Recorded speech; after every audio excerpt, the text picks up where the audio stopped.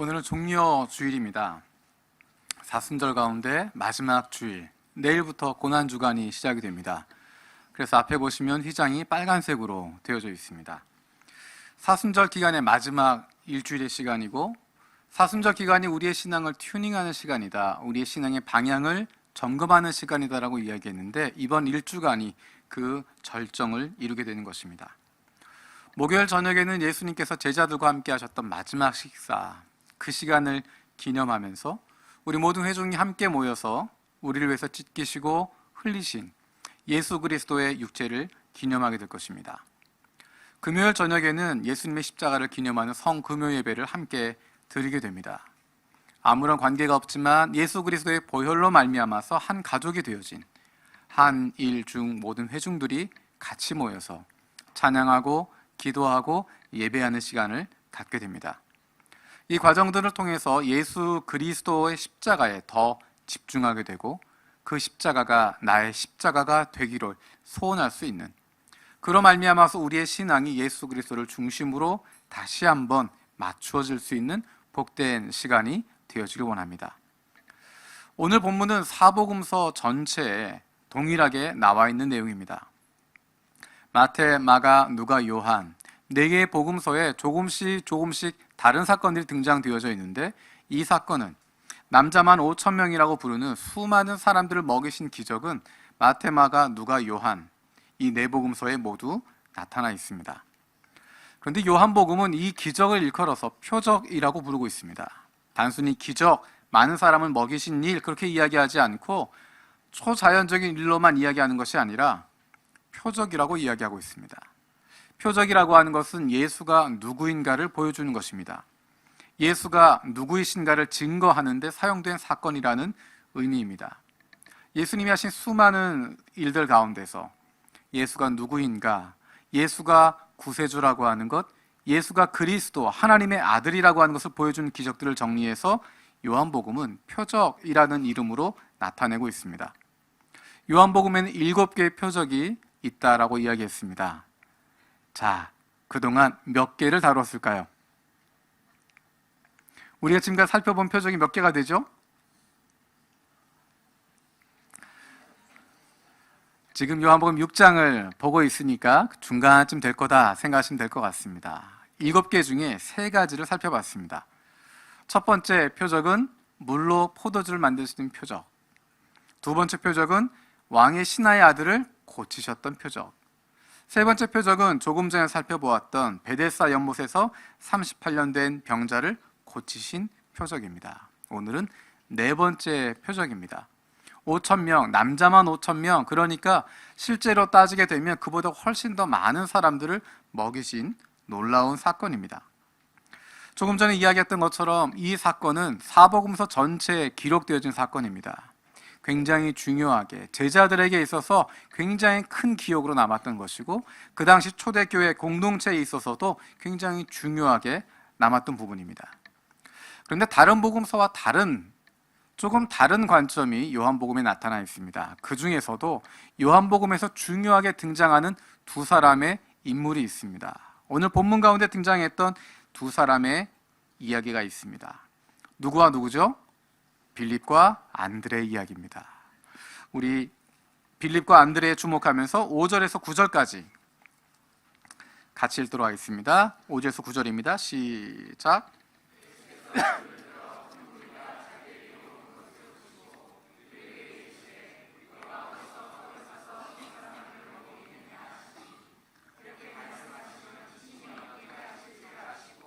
빌립이 시험하고자 하심이라. 빌립이 대답하되 각 사람으로 조금씩 받게 할지라도 200데나리온의 떡이 부족하리이다. 제자 중 하나 곧 시몬 베드로의 형제 안드레가 예수께 여짜오되 여기 한 아이가 있어 보리떡 5개와 물고기 2마리를 가지고 있나이다. 그러나 그것이 이 많은 사람에게 얼마나 되겠사옵나이까. 오늘 읽었던 본문에 보면 빌립과 안드레의 모습이 등장합니다. 여러분, 이 빌립과 안드레를 보면서 어떤 마음들을 느끼십니까? 빌립에게 큰 믿음이 있었구나 느끼십니까? 혹은 안드레는 정말 이 적은 것을 가지고 수많은 사람 예수님이 먹이실 거야 라고 하는 확신을 가지고 있는 모습을 발견할 수 있습니까? 아무것도 발견할 수 없습니다. 요한복음에 빌립과 안드레가 똑같이 등장하는 본문이 두 군데가 더 있습니다. 오늘 6장에서 읽었던 내용에서 빌립과 안드레가 나란히 등장하고 있는데 빌립과 안드레의 이야기가 등장하는 곳이 두 군데가 더 있습니다. 예수님의 제자들의 이름을 부르는 그런 장면이 아니라 사건 가운데 빌립이 등장하고 안드레가 등장하는 사건. 우리 12장, 요한복음 12장 20절에서 24절입니다. 요한복음 12장 20절에서 24절 우리 같이 읽겠습니다. 시작. 명절에 예배하러 올라온 사람 중에 헬라인 몇이 있는데 그들이 갈릴리 베세다 사람 빌립에게 가서 청하여 이르되 선생이여 우리가 예수를 배웠고자 하나이다.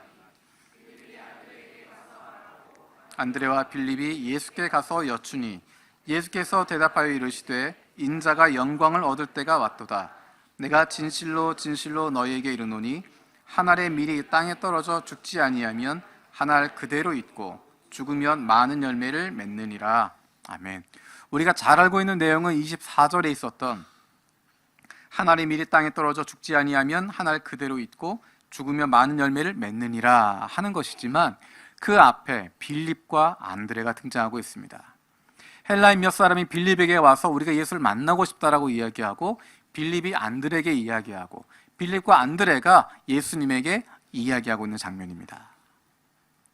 조금 전 6장에서 읽었던 내용과 뭔가 연결되어지지 않습니까? 여전히 생각이 안 나시는 것 같아서 한 장 더 보겠습니다. 요한복음 1장. 요한복음 1장에 보면 처음 안드레와 빌립이 등장하는 장면이 있습니다. 요한복음 1장 40절에서 42절 먼저 같이 읽겠습니다. 시작. 요한의 말을 듣고 예수를 따르는 두 사람 중에 하나는 시몬 베드로의 형제 안드레라. 그가 먼저 자기의 형제 시몬을 찾아 말하되 우리가 메시아를 만났다 하고 메시아는 번역하면 그리스도라. 데리고 예수께 오니 예수께서 보시고 이르시되 내가 요한의 아들 시몬이니 장차 게바라 하리라 하시니라. 게바는 번역하면 베드로라. 세례 요한의 말을 듣고 세례 요한의 제자였던 두 사람이 예수님을 따라갔습니다. 그 중에 한 사람이 안드레라는 것입니다. 그 안드레는 베드로의 형제, 시몬의 형제였다라고 이야기합니다. 안드레가 베드로를 찾아가서 시몬을 찾아가서 우리가 이 메시아를 만났다 하고 예수님께로 데려오고 있습니다. 그 이어지는 장면은 43절에서 46절 같이 읽어보겠습니다. 시작. 이튿날 예수께서 갈릴리로 나가려 하시다가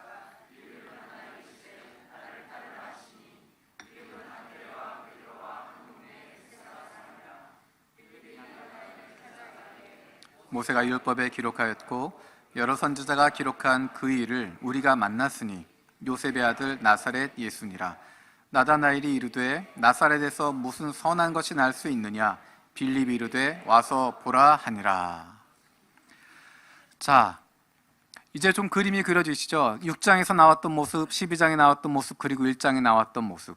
빌립과 안드레가 가지고 있었던 중요한 역할은 누군가를 예수님에게 인도하는 것이었습니다. 누군가를 예수님에게 인도하는 모습입니다. 그런데 재미있는 것은 긴 설명이 나오지 않습니다. 예수가 누구다, 예수에 대한 증명이 나오지 않습니다. 굉장히 짧게 이야기합니다. 사람들 예수님께 데려가고 있는데 예수님에게 소개하고 있는데 안드레는 형제 시몬을 예수님에게로, 빌립은 친구 나다나엘을 예수님에게로 인도하고 있는데 이 사람들이 사용했던 어휘는 굉장히 한정되어져 있습니다. 1장 41절에 보면 우리가 메시아를 만났다. 45절에 보면 빌립이 그 일을 우리가 만났다. 길게 내가 만날 필요 없다라고 이야기하는 나다나엘에게 와서 보라라고 이야기하고 있습니다. 길게 설명하지 않고 굉장히 짧게 중요하게 이야기하고 있습니다. 내가 메시아를 만났다라는 것입니다. 내가 그리스도를 만났다라는 것입니다. 내가 모세가 기록하고 있었던 구약이 이야기하고 있었던 그 선지자를 만났다라는 것입니다. 내가 만났기 때문에 당신도 만나기를 원한다라는 것입니다. 내가 그분을 만났다고 하는 것 그 이상 무엇이 더 필요할 수 있겠습니까? 내가 예수를 만났다고 하는데, 내가 메시아를 만났다고 하는데, 내가 선지자를 만났다고 고백할 수 있는데 길게 설명할 필요가 없었고 길게 설명할 수는 없었지만, 그렇지만 그들의 삶이 예수를 만남을 통하여서, 메시아를 만남을 통하여서 그들의 삶이 달라졌고 생각이 변화되었고 그들의 인생의 우선순위가 달라지게 되었습니다. 그래서 그분을 만났다라고 이야기할 수 있습니다. 거기에서 시작되고 있습니다. 조금 전에 읽었던 요한복음 6장 내용을 보면 빌립에게서 믿음의 모습을 찾아보기 어렵고 안드레에게서도 정말 굳센 믿음의 모습을 보기가 어렵습니다. 조금 전에 읽었던 본문 다시 한번 생각해 보시면 이 적은 것 가지고 뭐가 되겠습니까? 라고 물어보고 있습니다.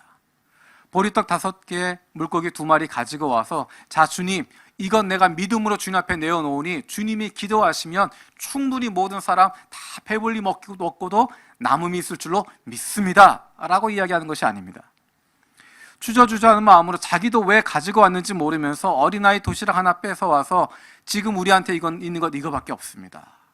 보리떡이라고 하는 것은 그 당시에 가난한 사람들이 먹던 것이었고 어린아이의 도시락이었기 때문에 그저 어린아이가 잠깐 요기할 수 있는 정도의 그런 분량밖에 안 됐을 것입니다. 근데 그것을 두고 예수님께 나와서 보여주고 있지만 이걸 뭘 어떻게 하자는지 대안도 없고 계획도 없고 앞으로에 대한 기대도 없는 모습을 보이고 있습니다. 큰 믿음 보이지 않고 무언가 대책이 있는 것 같지도 않은 모습을 보이고 있습니다. 많은 사람들이 시간이 지나가면 믿음이 성장하기 때문에 빌립이나 안드레의 믿음도 성장하지 않았을까? 1장에서 6장에서 이렇게 연약한 모습을 보이고 있었던 그저 예수님에 대해서 내가 메시아를 만났다라고 이야기하고 뭔가 믿음을 보이지는 못하고 있는, 어쩌면 미성숙한 것 같은, 믿음이 자라지 않은 것 같은 빌립의 모습이 이제 뒷부분으로 가면 어떻게 바뀔까? 요한복음 14장에 빌립의 이야기가 한 번 더 등장합니다. 요한복음 14장 1절에서 11절의 말씀입니다. 조금 전에 읽었던 1장에 나왔던 모습, 6장에 나왔던 모습, 12장에 나왔던 빌립의 모습을 생각하면서 빌립의 마음이 어땠을까? 그리고 빌립의 이야기를 듣는 예수님의 마음이 어땠을까? 그것을 생각하면서 같이 읽었으면 좋겠습니다. 14장 1절에서 11절까지 같이 읽겠습니다. 시작. 너희는 마음에 근심하지 말라.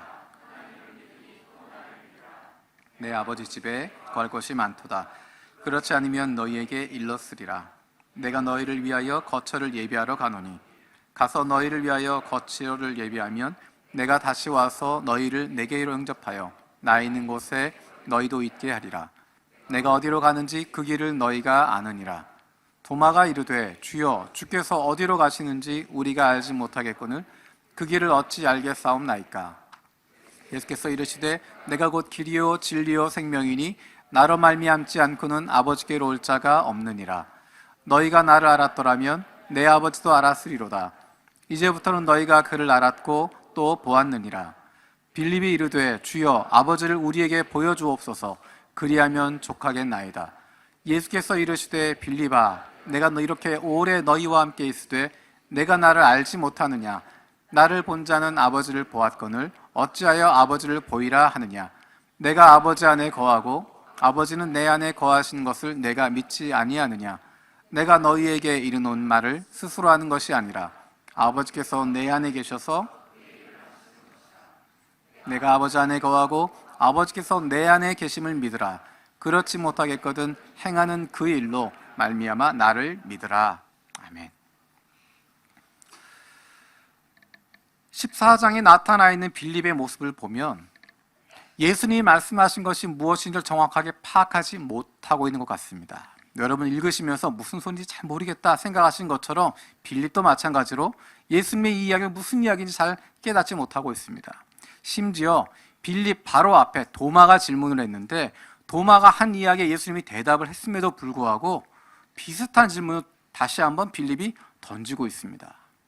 예수님과 함께 3년의 시간을 보내고 있었는데, 그리고 예수님이 그렇게 많이 이야기를 하고 계심에도 불구하고 바로 직전에 도마가 똑같은 질문을 했음에도 불구하고 빌립인 것을 깨닫지 못하고 있습니다.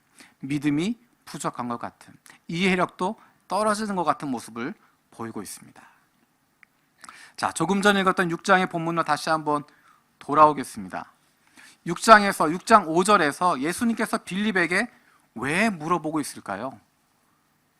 왜 빌립에게 그것을 물어보고 있을까요? 자, 빌립이 했던 대답이 7절에 나와 있습니다. 우리 6장 7절 말씀 같이 읽겠습니다. 시작.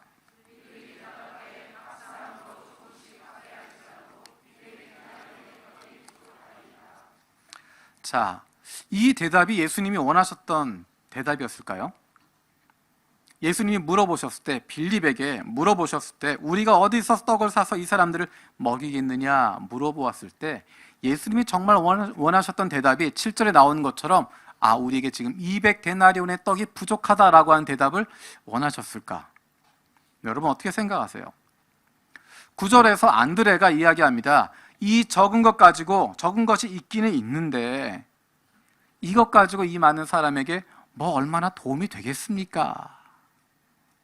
그것이 예수님이 원하시는 마무리였을까요? 이 적은 것 있지만 주님 앞에 드립니다.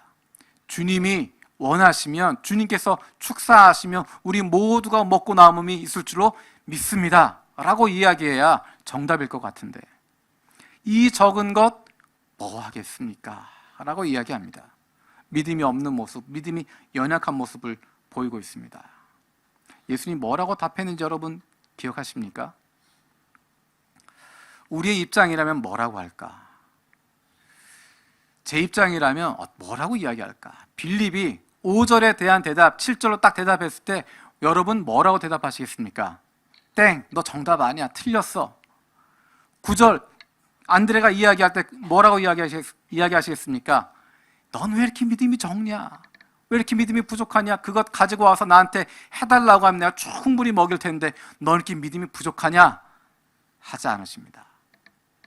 조금 전 읽었던 14장에서도 마찬가지입니다. 예수님께서 깊이 있는 말씀을 하고 계시는데 도마가 엉뚱하게 물어봅니다. 도마보다 더 심각했던 건 빌립이었습니다. 앞에서 분명히 답 다 이야기해 줬는데 똑같은 질문 또 다시 하고 있습니다. 그것 보면서 예수님께서 뭐라고 하십니까? 우리라면, 더 정확히 표현하면 저라면, 제가 만약에 14장의 그 상황에 있었다고 한다면 뭐라고 이야기할까? 제 머릿속에 바로 그림이 탁 그려졌습니다. 아마 식사를 하시는 중이었으면 아마 숟가락을 집어 던지실 것 같습니다. 예수님 그렇게 안 하고 저라면 밥을 먹다 숟가락 집어 던질 것 같습니다. 진짜 내가 너희들이랑 함께 있었던 게 얼마인데, 3년을 같이 있었는데, 도대체 같이 먹고 자고 함께 보낸 시간이 3년인데, 서당께도 3년이면 풍어를 읊는다고 하는데 니네는 도대체 뭐 하고 있는 거냐? 도마, 너도 문제지만 야 빌립, 너 조금 전에 도마한테 물어본 거 내가 대답 다 했는데 그거 못 따라보고 똑같은 질문 또 하고 있니? 넌 도대체 집중력은 어디 간 거냐? 도대체 내가 말할 때 듣지 않고 말이야.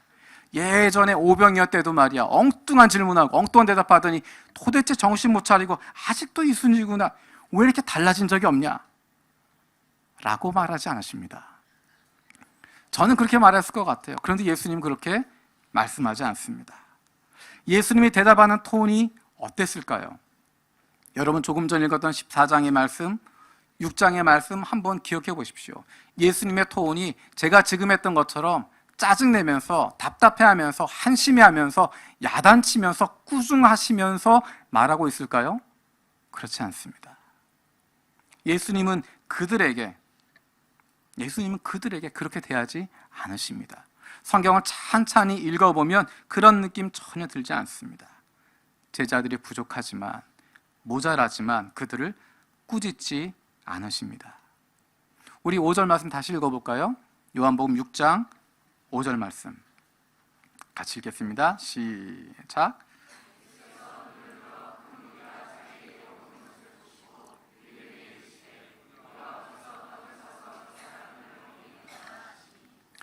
예수님이 빌립을 바라보시면서 그렇게 물어보고 계십니다. 그리고 빌립이 7절에 대답을 합니다. 7절 읽어보겠습니다. 시작.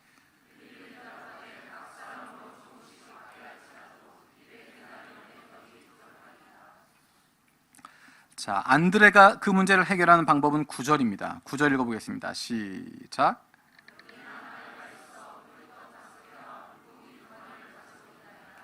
그러나 그것이 이 많은 사람에게 얼마나 되겠사옵나이까. 주님께서 이 문제를 어떻게 풀어가시고 있습니까? 빌립은 나름대로 방법을 찾았습니다. 나름대로 계산을 해보니까 도저히 우리가 해결할 수 없다란 결론에 이르렀습니다. 200데나리온의 떡을 마련해야 되는데 없다라는 것입니다. 첫 번째 문제는 그만큼의 돈도 없고, 두 번째는 그만큼의 떡을 공급받을 수 있는 방법도 없는 것이고, 도저히 우리의 능력으로는 해결할 수 없다라고 하는 한계에 부딪힌 것입니다. 안드레도 마찬가지입니다. 어떻게 사람들 중에 다니면서 찾아봤는데 기껏 찾아온 것이 어린아이 도시락 하나, 보리떡 5개, 물고기 2마리, 이것밖에 없습니다. 이걸로 도저히 문제를 풀어갈 수 없습니다. 우리의 능력으로 우리가 최선을 다하지만, 노력하고 있지만 답을 찾아갈 수 없고, 어떻게 이것에 대한 해결책을 마련할 수 없습니다라고 하는 상황입니다. 근데 주님이 어떻게 해결하시나요? 우리 10절, 11절 읽어보도록 하겠습니다. 10절, 11절입니다. 시작. 예수께서 이르시되 이 사람들로 앉게 하라 하시니 그곳에 잔디가 많은지라 사람들이 앉으니 수가 5,000명쯤 되더라. 예수께서 떡을 가져 축사하신 후에 앉아있는 자들에게 나눠주시고 물고기도 그렇게 그들의 원대로 주시니라. 빌립은 나름대로 그것을 풀어보려고 계산해 보려고 노력해봤는데 답이 나오지 않았습니다. 안드레도 나름대로 해결해 보려고 이것저것 방법을 다 찾아봤는데 어떻게 풀어갈지 도무지 답을 찾을 수가 없었습니다. 그때 예수님께서 하셨던 것, 예수님이 직접 그 문제를 풀어주고 계십니다. 어떻게 우리가 풀 수 없는 문제 해결할 수 있을까? 어떻게 하면 우리가 해결할 수 없는 문제들, 그것들을 풀어갈 수 있을까? 예수님께 내어드릴 때 그것이 가능합니다. 다르게 표현하면 주님이 계시면 가능한 것입니다. 예수님 없이 제자들은 아무것도 해결할 수 없습니다. 주님이 계시기 때문에 걱정할 필요가 없는 것입니다. 그런 편안한 마음이 우리 가운데 필요합니다. 그런 기쁨을 가지고 나아가는 것입니다. 걱정하고 초조하고 두려워하고 문제에 빠져 있을 것이 아니라 주님께 맡기게 되는 것입니다. 나는 할 수 없습니다라고 인정하는 것. 주님께서 해결해 줄 줄로 믿습니다. 주님께만 해결할 능력이 있습니다. 내가 괜히 붙들고 시간 낭비하고 걱정하고 두려워하지 않겠습니다. 주님께서 하실 일을 내가 믿습니다. 주님의 능력을 나에게 보여주십시오. 예수님 없이는 무능할 수밖에 없고 실패할 수밖에 없는 존재들이 바로 예수님의 제자들이었습니다. 3년을 따라다녔지만, 3년 동안 함께 먹고 자고 했지만, 함께 시간을 보내고 있었지만, 그분과 함께 지내고 있었지만 아무것도 할 수 없는 사람들, 예수님 빼놓고 나면 무능할 수밖에 없는 사람들, 예수님 빠지고 나면 실패할 수밖에 없는 존재들, 그들이 바로 예수님의 제자들이었습니다. 그들이 바로 저와 여러분들입니다. 우리는 예수님 없이는 아무것도 할 수 없습니다. 원래 그런 겁니다. 그런데도 자꾸 우리는 예수님 없이도 무엇인가 하겠다고 이야기하고 내 능력으로 해결해 보겠다고 이야기하고, 더 나아가서 주님을 위해서 내가 고민하고, 주님을 위해서 내가 사방팔방 뛰어다니고, 주님을 위해서 내가 사람들 설득하려고 하고, 주님을 위해서 내가 이리저리 뛰어다니고, 주님을 위해서 이것저것 다 도전하고, 주님을 위해서 내가 이것저것 다 하는 동안에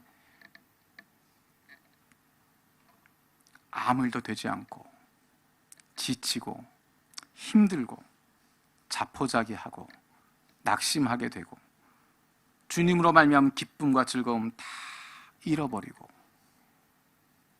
남아있는 것은 실패한 마음, 나는 안 된다 하는 마음, 안 되는구나 하는 그런 마음밖에 남지 않는, 교회 나오지만 예수 믿는다고 이야기하지만 그 마음 가운데 기쁨과 즐거움은 사라져버리고 그저 어쩔 수 없이 하루하루 지내게 되어지는 것이, 어쩌면 저와 여러분의 예수를 믿는다고 하지만, 예수의 제자라고 하지만 예수님 없이 지내고 있는, 예수님에게 기대지 않고 예수님에게 내어드리지 않고 내 힘으로 해결하려고 하는 이만큼 배웠으면, 이만큼 시간 지났으면, 이만큼 믿음이 자라났으면 나 혼자 할 수 있다고 생각하는, 나 혼자 해결할 수 있고, 나 혼자 풀어갈 수 있고, 나 혼자 감당할 수 있다고 생각하는, 그래서 실패하고, 그래서 낭망하고, 그래서 무너지게 되고, 그래서 아파할 수밖에 없는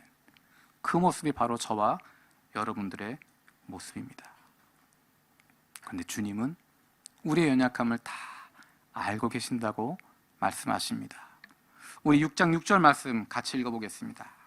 6장 6절입니다. 같이 읽겠습니다. 시작.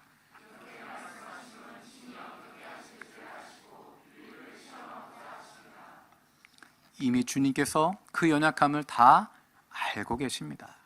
빌립의 연약함 알고 계시기 때문에 그를 야단치지 않으시고 꾸짖지 않으시고 안드레의 믿음이 적다라고 야단치시는 것이 아니라 오히려 그 상황 가운데서 빌립이 해결할 수 없는 것, 안드레가 해결할 수 없는 것, 예수님께서 친히 해결해 주시는 모습을 보여주고 있습니다.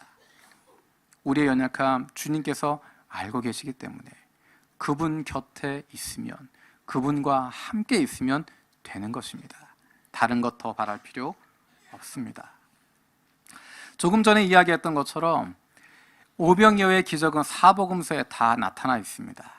그런데 조금 재미있는 것은 칠병이어 보리떡 7개 이야기, 4,000명을 먹였던 이야기가 마태복음 15장과 마가복음 8장에도 등장하게 됩니다.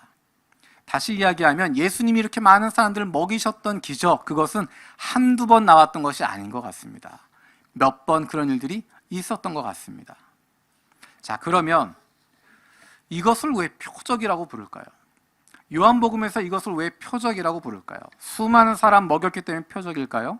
수많은 사람, 정말 적은 것 가지고, 적은 양을 가지고 많은 사람 먹였으니까 이건 정말 하나님만이 못하는 거다, 그래서 표적이라고 불렀을까요? 성경에는 수많은 사람을 아주 적은 것을 가지고 먹였던 사건이 나와 있습니다. 예수님만 그 일하셨던 것이 아닙니다. 열왕기하 4장을 보겠습니다. 열왕기하 4장 42절에서 44절입니다. 열왕기하 4장 42절에서 44절입니다. 우리 함께 읽겠습니다. 시작.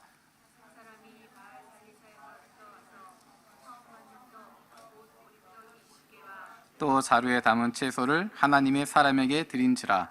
그가 이르되 무리에게 주어 먹게 하라. 그 사환이 이르되 내가 어찌 이것을 100명에게 주겠나이까 하나. 엘리사는 또 이르되 무리에게 주어 먹게 하라. 여호와의 말씀이 그들이 먹고 남으리라 하셨느니라. 그가 그들 앞에 주었더니 여호와께서 말씀하신 대로 먹고 남았더라. 엘리사가 했던 기적입니다. 떡을 가지고 왔는데 보리떡 20개입니다. 보리떡 20개를 가지고 왔는데 이 사람들 다 먹이라 라고 이야기했습니다. 100명입니다. 보리떡 20개 가지고 100명 어떻게 먹이냐라는 일입니다. 요한복음에서 읽었던 내용, 사복음서에 나왔던 내용과 비슷한 흐름입니다. 많은 사람 모여 있는데 나누어 줄 것은 제한되어져 있습니다. 보리떡 5개. 열왕기하에서는 보리떡 20개. 보리떡 20개로 많은 사람들을 먹이는 것입니다. 사환이 또는 제자들이 이야기합니다. 이것 가지고 어떻게 먹이겠습니까? 우리가 이 사람들 어떻게 먹이겠습니까? 예수님께서 말씀하십니다. 가서 앉혀라. 내가 먹이겠다. 결론은 다 배부리 먹고 남았다라고 하는 것입니다. 물론 스케일의 차이는 있습니다. 보리떡 20개를 가지고 100명이 먹은 사건과 보리떡 5개, 그 5개도 어린아이의 도시락, 아마 스몰 사이즈로 되어 있었던 작은 보리떡 5개 가지고 남자만 5,000명, 여자와 아이들까지 합치면 예수님이 다른 복음서에서는 모두에게 차별 없이 나누어 주어라라고 이야기합니다. 적어도 10,000명, 15,000명, 2,000명 되는 사람들이 작은 보리떡 5개로 배불리 먹었다고 하는, 그리고 12광주리가 남았다고 하는. 스케일의 차이는 엄청나지만 적은 것을 가지고 많은 사람이 배부르게 먹었던 사건, 구약에도 등장했던 것인데 엘리사도 했던 것인데 왜 예수님이 하셨던 요한복음의 이 이야기를 표적이라고 부를까?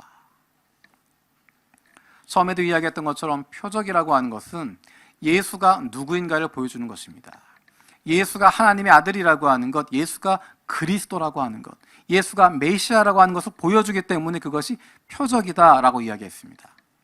사실 요한복음 6장에 나와 있는 오늘 읽었던 본문이 왜 표적인지를 보려면 사실 6장 전체를 살펴봐야 됩니다.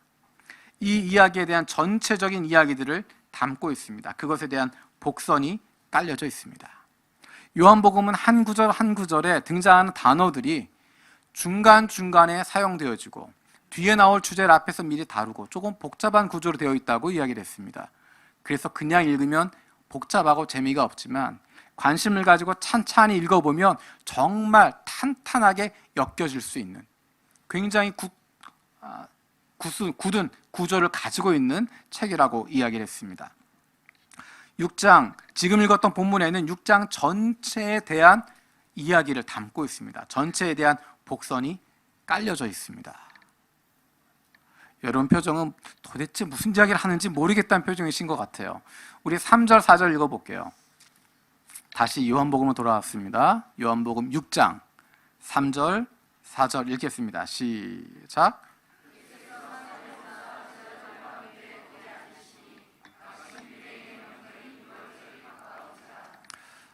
도대체 뭘 얘기하는지 모르시겠죠?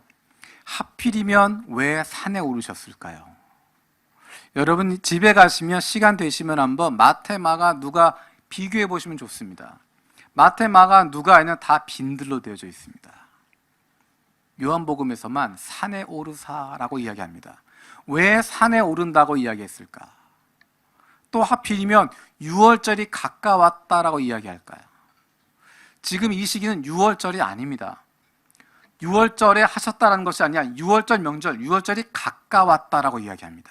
6월절이 아님에도 불구하고 6월절이 가까웠다고 이야기하는 산이라고 하는 단어, 6월절이라고 하는 단어, 이것이 상징하는 것 생각나는 거 있으십니까? 없으시죠? 그래서 힌트를 하나 더 드리겠습니다. 5절입니다.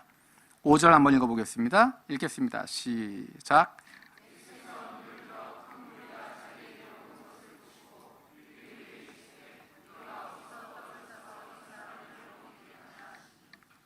자, 큰 무리를 보시고 우리가 어디서 떡을 사서 이 사람들을 먹이겠느냐. 자, 산, 6월절, 많은 사람들, 어디서 이 사람들을 먹일 수 있을까? 자, 연상되는 내용. 자, 하나, 둘, 셋 하고 이야기를 해볼까요? 뭐가 떠오르십니까? 출애굽한 모습입니다. 출애굽했던 이스라엘 백성들의 모습입니다. 여호와의 산에 오르고 있었던 모세의 모습. 여호와의 산에 오르면서 그가 어떤 마음을 가지고 있었을까? 출애굽한 이스라엘 백성, 그 수많은 사람들, 남자 장정만 60만이라고 이야기했고 아내와 아이들까지 합치면 200만은 좋게 넘을 것 같은 이 사람들 무엇으로 먹일까? 하나님이 구원해낸 사람들인데 하나님이 이끌어낸 사람들, 이 사람들 뭘로 먹일 수 있을까? 출애굽했던 이스라엘의 백성의 모습을 떠오르게 됩니다. 하나님의 산에 오르고 있는 모세의 모습을 떠오르게 됩니다. 하나님께 나가는 모세 입장에서 하나님 주님의 백성들을 어떻게 먹일 수 있겠습니까? 이 광야에서, 아무것도 없는 이 광야에서 이 많은 무리를, 이 많은 사람들을 어떻게 먹일 수 있겠습니까? 내가 이 사람들을 어떻게 책임질 수 있겠습니까? 아무 도움도 없는, 주님만 내 빛이 되시는, 주님만 의지할 수밖에 없는, 주님 손 놓고는 단 하루도 살 수 없는 광야. 그 광야에서 여러분 그림이 좀 그려지십니까? 출애굽한 수많은 백성들 그 앞에 놓고 그들을 어떻게 먹을까 걱정하고 기도하고 있는 모세. 그리고 그 다음 장면은 그들에게 만나를 내려주시는, 하늘로부터 만나를 내려주시는 하나님. 수많은 무리를 배불리 먹을 수 있도록 공급해 주시고 광야 여정 다 마치고 가나안 들어갈 때까지 끊임없이 그들을 먹여 살리셨던, 그들에게 생명을 주셨던, 그들을 살려주셨던 하나님. 그 만나가 아니었으면, 그 만나를 하나님이 공급해 주시지 않았으면 그들은 광야에서 살아남지 못했을 것입니다. 그 만나를, 하늘로부터 하나님께서 그 만나를 그 백성들에게 내려주셨기 때문에 그들이 살아날 수 있었습니다. 여러분, 이 장면과 예수님이 오늘 본문에 사시는 이 모습이 겹쳐지지 않습니까? 예수님께서 큰 무리를 보시고 이들을 어떻게 먹일까? 그리고 그들을 먹이십니다. 오병이어의 놀라운 기적을 통하여서 그들을 먹이게 됩니다. 그 의미가 어떤 것일까? 궁금하지 않으십니까? 여러분의 눈빛이 너무너무 궁금하다는 눈빛을 보이고 계십니다. 그래서 예수님께서 그 의미를 길게 설명해 주십니다. 근데 문제는 길어도 너무 깁니다. 게다가 너무 어렵습니다. 그래서 그 이야기는, 그 내용은 다음 시간에, 그것도 한 주가 아니라 2주간에 걸쳐서 나누게 될 것입니다. 그 내용을 자세히 2주간에 걸쳐서 살펴보게 될 텐데, 그 전에 우리가 이번 주에 먼저 그것을 실습으로, 우리의 몸으로 그것들을 경험하게 될 겁니다.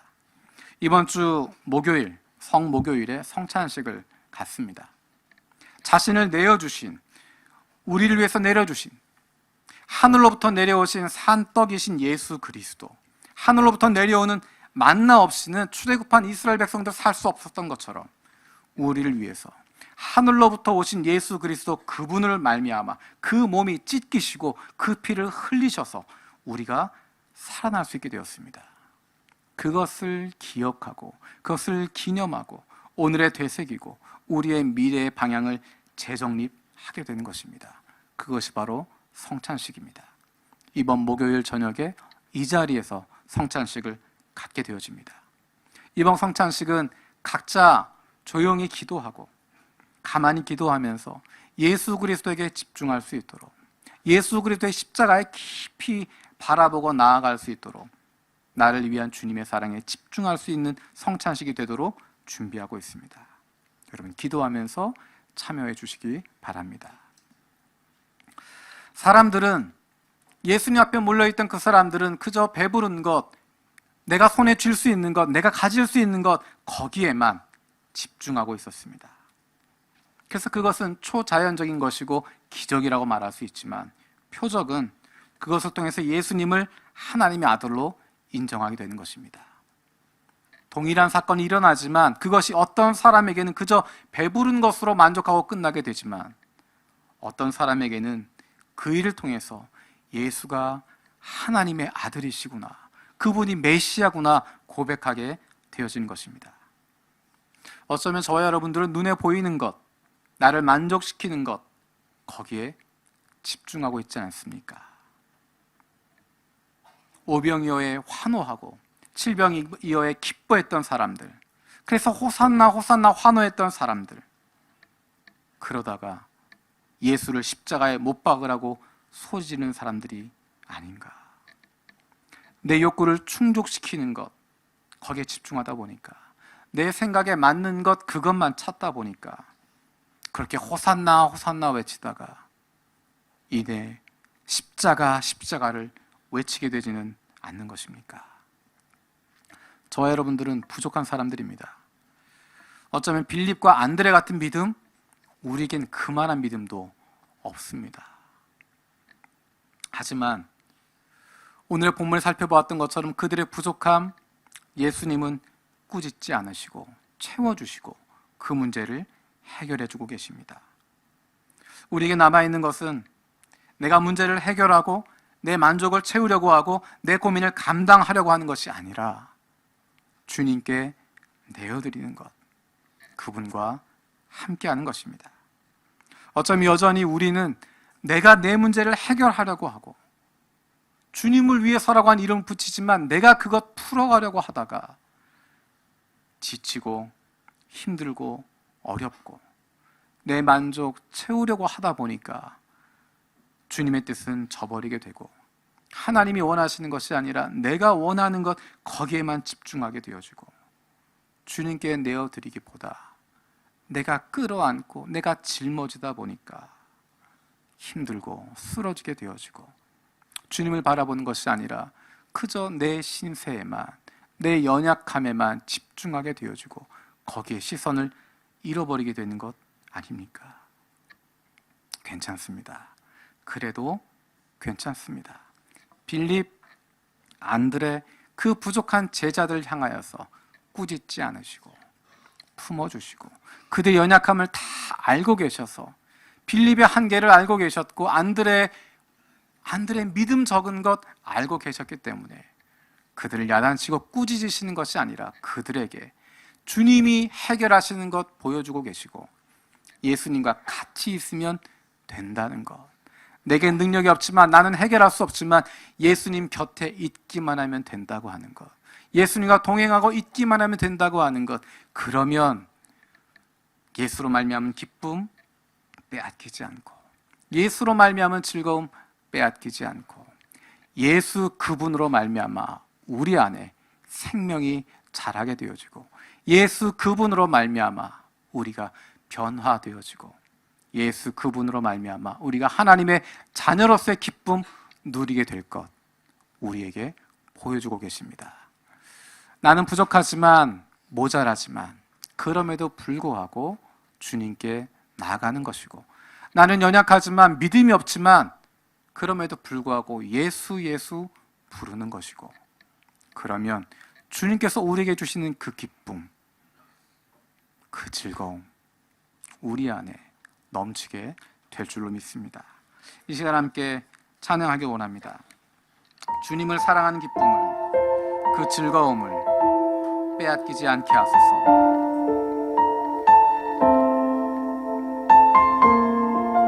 우리는 부족하고 연약하고 믿음 없고 하나님이 원하신 대로 살아가지도 못하고 제자들 3년 동안 예수님 쫓아다녔어도 딴소리하고 믿음 적은 모습 보였던 것처럼 우리가 예수 10년, 20년 믿었다고 하지만 이만큼 믿음이 큰 것처럼 보이지만 시시때때로 믿음이 연약해지고 믿음 잃어버리게 되어지고 주님을 찾는 것이 아니라 내가 해결하려고 하다가 힘들고 어려워지고 낭망하게 되어지는데 그래도 괜찮다 말씀하십니다. 주님 옆에 있으면 그분 앞에 있으면 예수 그리스도와 함께 있으면 우리의 무능함, 우리의 부족함에도 불구하고 주님을 사랑하는 그 기쁨, 그 즐거움 빼앗기지 않습니다. 우리의 능력이 있어서가 아니라 자격이 있어서가 아니라 먼저 우리를 사랑하시고 먼저 품어주시고 너희들의 부족함 다 안다 말씀하시는 그 주님이 우리와 함께 하시기 때문입니다. 우리 그 주님의 이름으로 함께 찬양하겠습니다.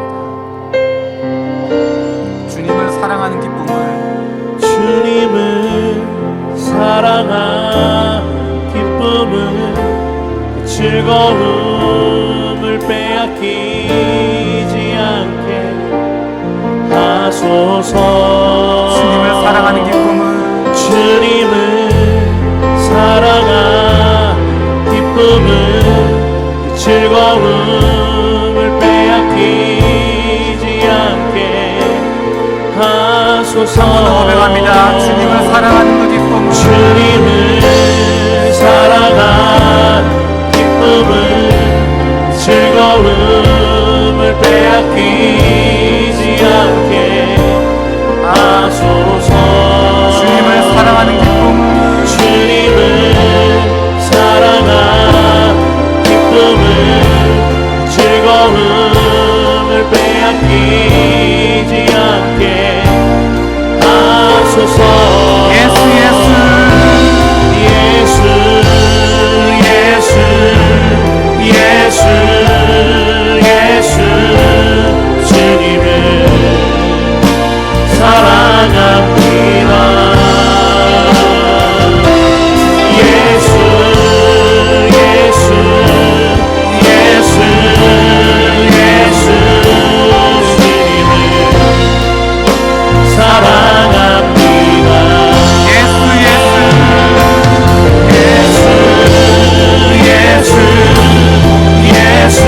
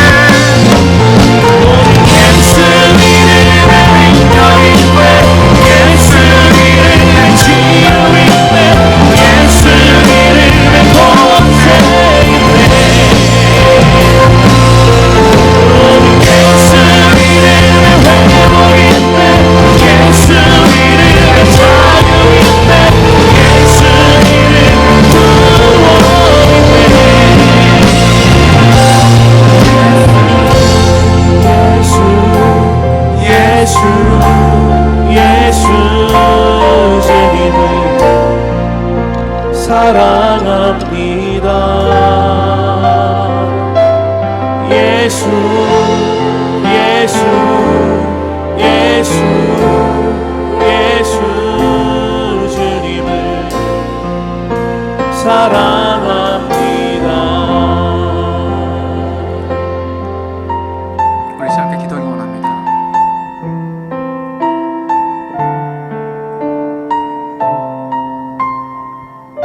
때로는 우리의 믿음 없음이, 우리의 부족함이, 우리의 연약함이 내가 해결해 보려고 하지만 도저히 해결할 수 없는 그것이, 그 절망이, 그 좌절이, 그 낭만이, 그 어려움이 주님을 사랑하는 기쁨을 빼앗기도 하고 주님과 함께하는 즐거움을 앗아가 버리기도 하고, 그래서 교회에 나오지만 예수 믿는다고 이야기하지만 내 안에 주님을 사랑하는 기쁨도 없고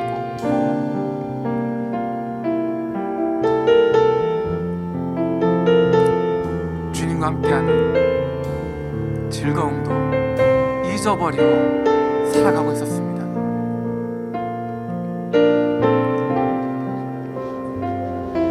예수, 그분과 함께 있으며, 예수, 주님과 함께 있으며, 주님만 계시면 우리 안에 그 기쁨이 살아나게 되어지고 우리 안에 그 즐거움이 있게 되어지고, 그 예수 그 이름을 부르며 우리 안에 회복을 주시고, 그 예수 이름을 부르며 우리 안에 자유함을 주시고, 우리 가운데 치유함을 주시고, 우리 가운데 구원함을 주시는데, 다시 한번 그 예수를 부르게 하여 주시고, 내 능력이 아니라, 내 능력이 아니라, 내 힘이 아니라, 내 생각이 아니라, 내 계획이 아니라, 내 수고와 내 업적이 아니라 오직 예수 그분만 바라보게 하여 주시고, 그 이름만 부리며 나가게 하여 주시고, 나에게 구원을 주시고 회복을 주시고 즐거움을 주시고 새롭게 하시는 그 예수 그리스도와 동행하는 기쁨을, 그 즐거움을 다시 회복하게 하여 주시옵소서. 이 시간 같이 기도하겠습니다.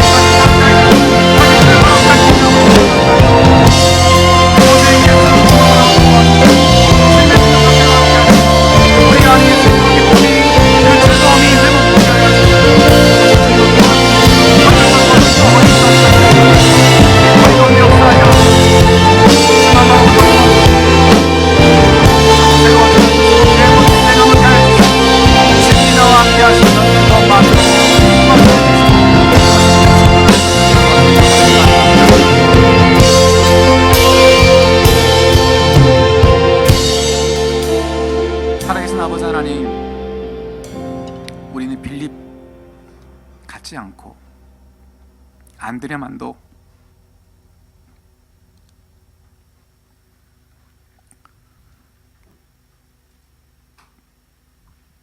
안드레 같은 믿음도 없어서 주님을 위해서 내가 무언가 해보려고 하고, 내 힘으로 하겠다고 이야기하고, 내가 풀어가겠다고 이야기하고, 내 능력으로, 내 계산으로, 내가 열심을 다해서, 최선을 다해서, 내 목숨을 걸고 풀어가겠다고 이야기하지만 아무것도 할 수 없어서 오히려 좌절하고 실망하고 낙심하게 되어지고 자포자기하게 되어지고, 오히려 예수 그리스도를 말미암은 기쁨도 잃어버리고 주님과 함께하는 즐거움조차 빼앗겨 버렸던 우리의 모습을 돌아봅니다. 빌립에게, 안드레에게 야단치지 않으시고 꾸짖지 않으시고 그들의 수준을 아셔서 그들에게 주님이 함께 계시면 괜찮다라고 하는 것 보여주었던 것 기억합니다. 하나님, 우리에게도 괜찮다 말씀하신 주님의 음성을 듣게 하여 주시옵소서. 예수와 함께 있으면 예수의 이름에 능력이 있고, 예수의 이름에 구원이 있고, 예수의 이름에 치유가 있고, 예수의 이름에 회복이 있는데, 하나님, 우리가 다른 곳에서 그것 찾는 것이 아니라 내 노력으로, 내 최선으로, 내 열심으로 그것 찾아가는 것이 아니라 나와 함께 계신 예수 그리스도로 말미암아 새롭게 되어지는 주님을 사랑하는 기쁨이, 주님과 함께하는 즐거움이 우리의 삶 속에 날마다 넘치게 해 주시고, 예수 그리스도로 말미암아 풍성한 생명 날마다 누리며 살아갈 수 있는 주님의 자녀들 되게 하여 주시옵소서. 감사드렸고 예수님의 이름으로 기도드립니다. 아멘.